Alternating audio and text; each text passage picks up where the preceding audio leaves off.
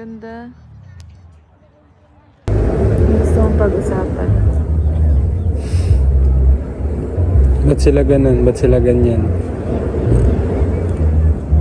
Nandito po kami sa Ellie. Oh. Ang gusto mong ibahagi sa public. Ano? Slow down. Live a little. Live a lot. Not just a little, I would say. Live a lot. Yeah. Kung kaya. Kaya. Anong definition mo ng live a lot? Na nandito ka. Simply being, acknowledging you're in the present moment. That's living. Kasi in a day where you can get so autopilot with work, yung gano'n. Tinatawid na lang. Tinatawid yung oras. You're not living at all. But like when in the morning and then you're just drinking coffee and andun ka, you're living. Ngayon yung mga dun natin, it's like pag may konting oras na outside work, tas siniselfone mo pa, parang asan na yung living dun? Ayun, naging living na. Tinatanong lagi before, what is life? Ano yung life para sa'yo? Depende sa mood eh. Minsan life full of goals and dreams. Tapos minsan yung life parang ito lang yung life, simple lang yung life. You don't need much. Kailangan mo lang ng pagkain, maayos na tulugan. Tapos minsan naman gusto mo niyang maging conqueror. Gusto niyang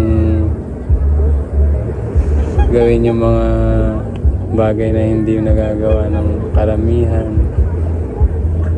Mag-try ng ibang bagay, ganyan. Maging good dun sa tinatry mong bagay.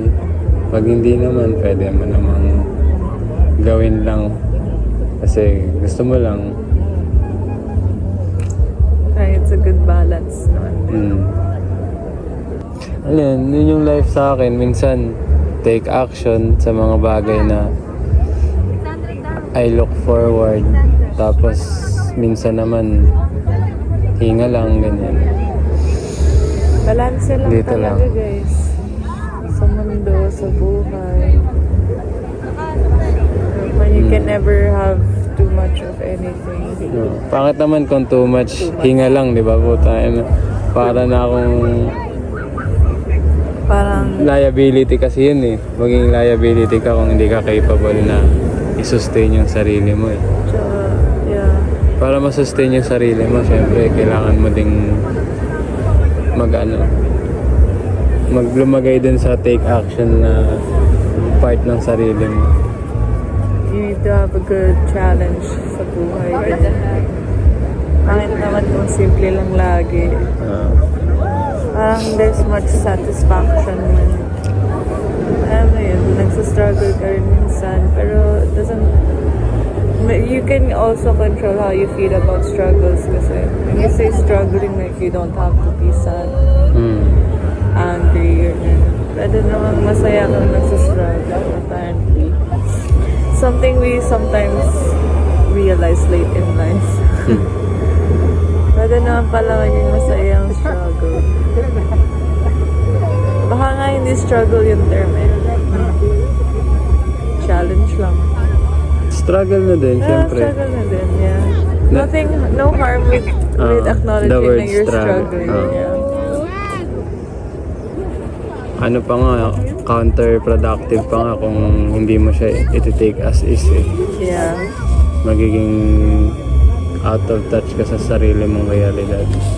Struggling ka pero ayaw mo aminin or alam mo naman yun sa sarili mo eh, pero parang gumagawa ka ng way minsan na inamp yung struggle mo. Pagiging busy, ganyan. Yeah. Tapos lalabas. Ay mo yung lagi kang lalabas, lagi kang mag-socialize para lang hindi mo isit down yung sarili mo. Pagkatahimikan kasi doon yung lalabas eh. Confront mo yung sarili. Ah. Kaya Kahit siguro hindi mo talaga, kahit di mo gusto, parang pag sobrang silence na, bigla na papasok sa isip mo na yung mga bagay na nag-i-struggle ka. Ugly part ng human being yung struggle kasi nanggagaling siya minsan sa shame, yeah. place of shame. Pero kung i-acknowledge mo na normal lang na mag-struggle as a human.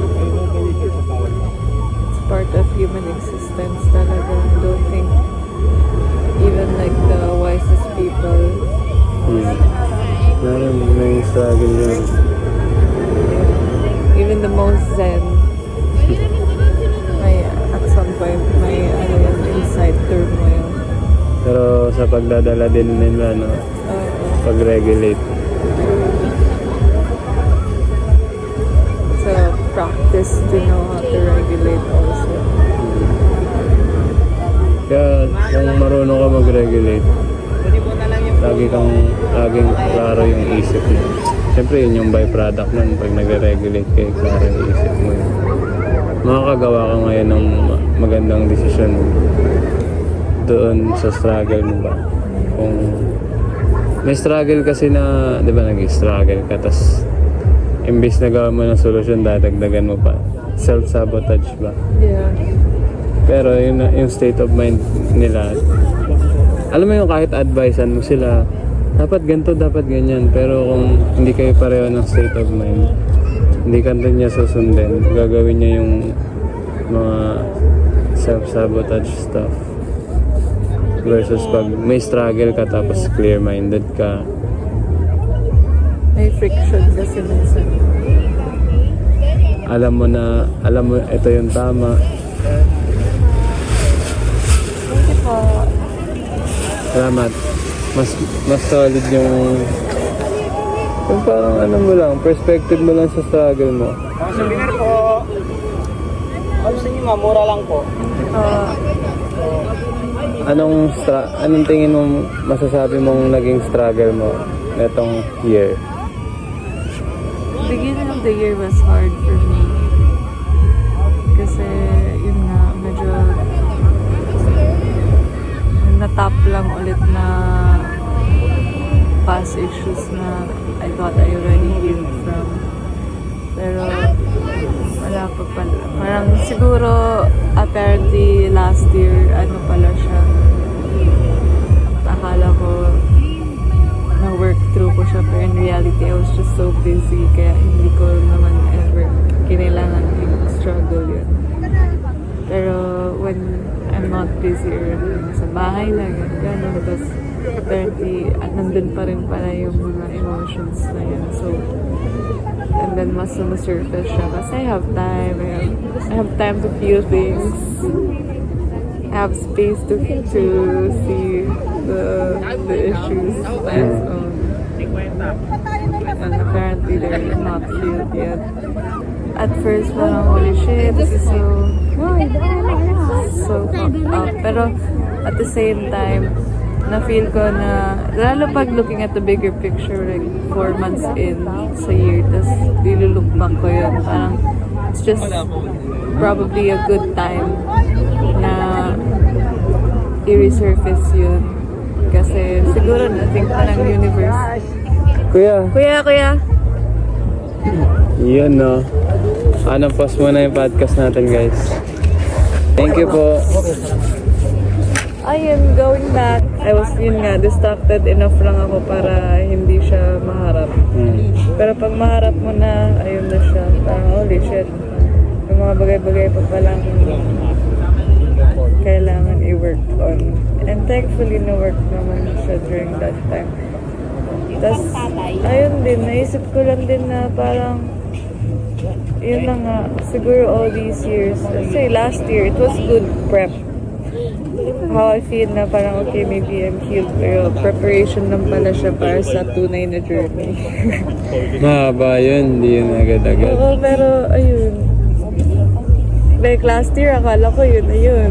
Yung mga opportunities and shit. Pero like preparation parang din pala siya sa bigger things and gano'n. Feel like last year yung word ko for 2025 is prep talaga. This year yung #actions. So, ang takeaway natin doon is to pause. Yeah, To feel the things that you need to feel. truly. Huwag mong i-joke yung sarili mo talaga. Yung we lie to ourselves a lot. Okay na ako, shit! Kasi wala, minsan nakakatakot naman talaga i-face yung shit mo sa buhay. Like, it's hard, you know. Tapos i-mamask na lang natin na parang, hindi parang okay na. Or i-mamask to so much work or living. Pero yun, binablock out na sa open tab pa rin pala siya ng back of your mind. Waiting to be resolved. Minsan nga mas delikado pala yun compared sa example, ano ka talaga,